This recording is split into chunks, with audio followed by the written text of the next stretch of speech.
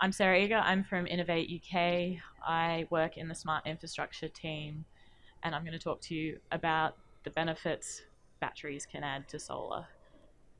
For those that might not be familiar with who we are, we're the government's innovation agency, and we're here to support businesses produce innovative products and services in areas that can grow the economy, like battery storage. So what are the potential benefits to customers? Saving money. They can use more of their PV on site, reducing and offsetting their supplier bills. They can charge their electric vehicle with their solar. You, Battery storage could be located in your home or in your vehicle, or you could have both. But you can have free petrol essentially. Consumers can actually make money by having battery storage, um, particularly when coupled with PV, selling excess to the grid, offering demand side response services, frequency services when prices are high on the national grid. Softer, less monetary benefits, the sense of control, no bill shock when you finally get your meter read, maintaining power through a blackout. Wouldn't it be nice if you could charge your mobile phone while your neighbors don't have lights? Reducing carbon emissions. If you can actually use all of that solar in your own home, even if you're not at home, that's can reduce the footprint of a consumer's home quite a lot. Charging your electric vehicle, as I mentioned, uh, going off grid, probably not quite there in terms of economics, but that could be a benefit for certain people that like that kind of thing. So who's helping customers realize these benefits? I'm going to talk about a few of the companies that we've funded. Moixa and PowerVault. Moixa is actually on our Innovate UK stand here today. They're both uh, supply smart batteries that have software and a platform that optimize the consumer's PV, their heat, their electric vehicle, and their battery to match their individual profile. So quite a lot of smart tech behind those companies. I'm also going to talk about Project Scene, a sustainable community project in Nottingham. Uh, I'm, I won't talk in depth about connected energy, but they're on our stand at the moment, and they're reusing electric vehicle second life batteries at a larger scale and optimizing that for the grid. So interesting company, and they're on our stand, so come and have a look. And then at the end of my presentation, I'm going to talk about what we, Innovate UK, are doing through the Industrial Strategy Challenge Fund and some funding opportunities. So stick around to the end if you want to hear about potential grant money. So Moixa, their smart battery is over there that will go in your home, and there's actually at the back of the battery that interface with a platform that the consumers can actually log on to, um, have available their energy use. Uh, they actually uh, they actually optimize to each individual, um, based on what the weather conditions are, uh, what uh, the patterns of behavior of the customer are. Are they a family? Are they at home all day? Do they work 9 to 5? Are they unemployed or elderly at home most of the day, needing higher energy heating use?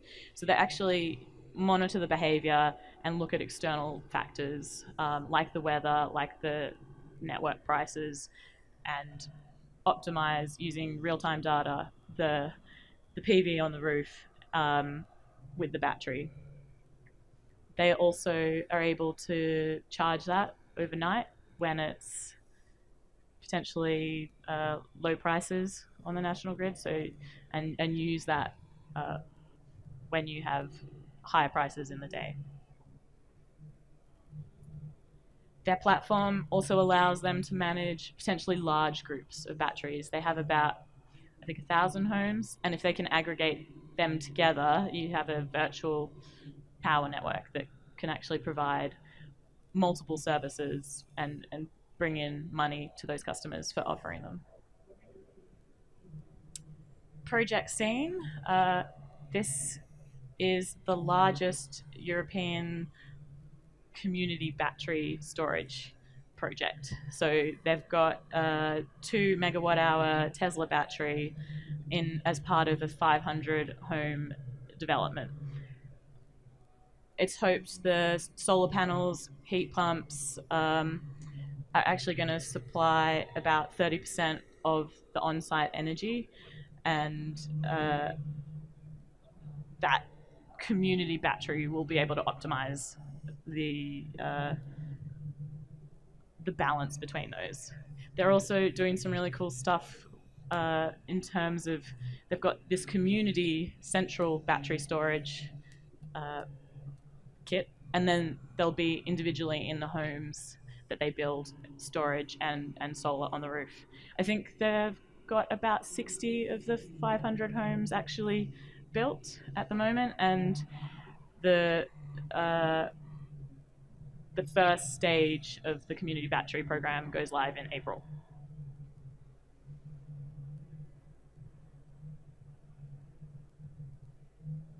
So here you can see the battery within the home and then the community battery and how it's going to interact with the different centers on site.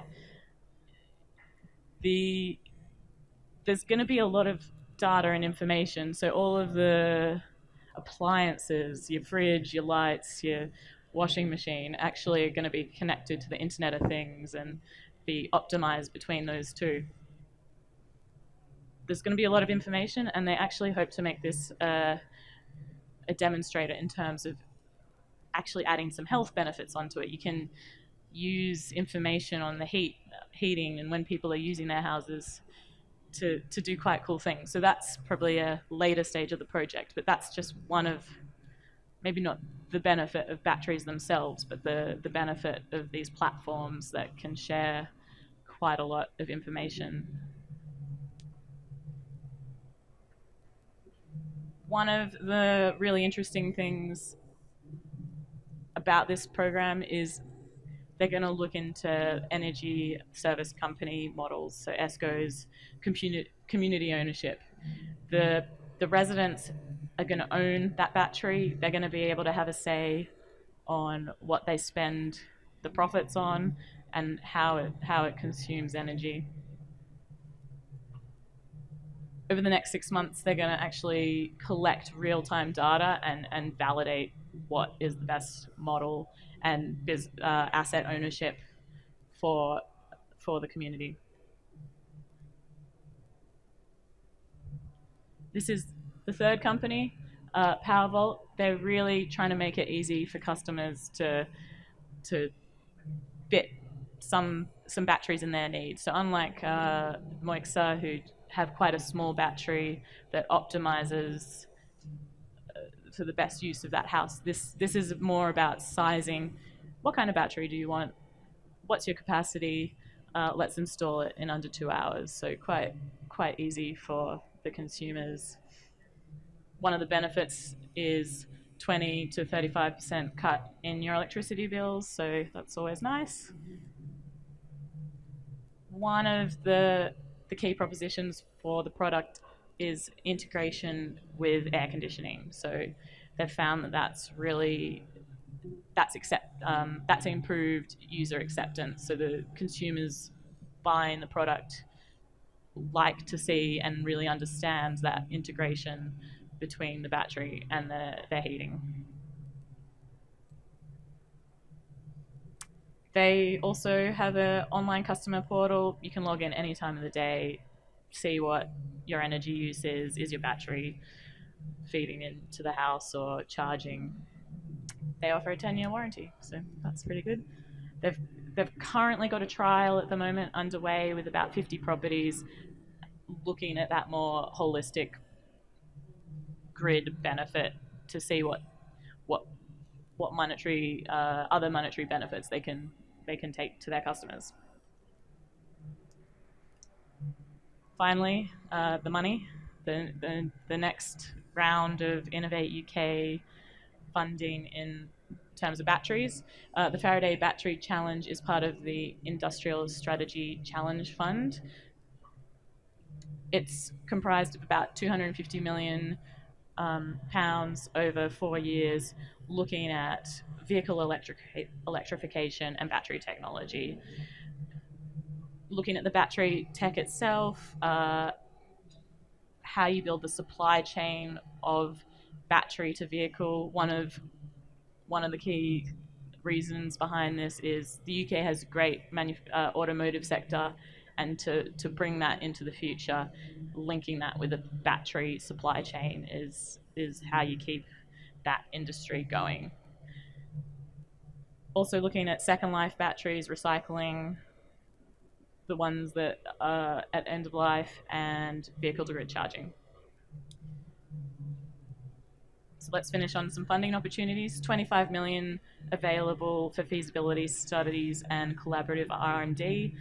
If you're interested, the deadline's the 28th of March. There's ranging from a couple of months to a year, from 25,000 to up to 500,000 or 15 million. 500,000 for the collaborative and 15 for the feasibility, and 15 for the research and development project. So 28th of March. Thank you.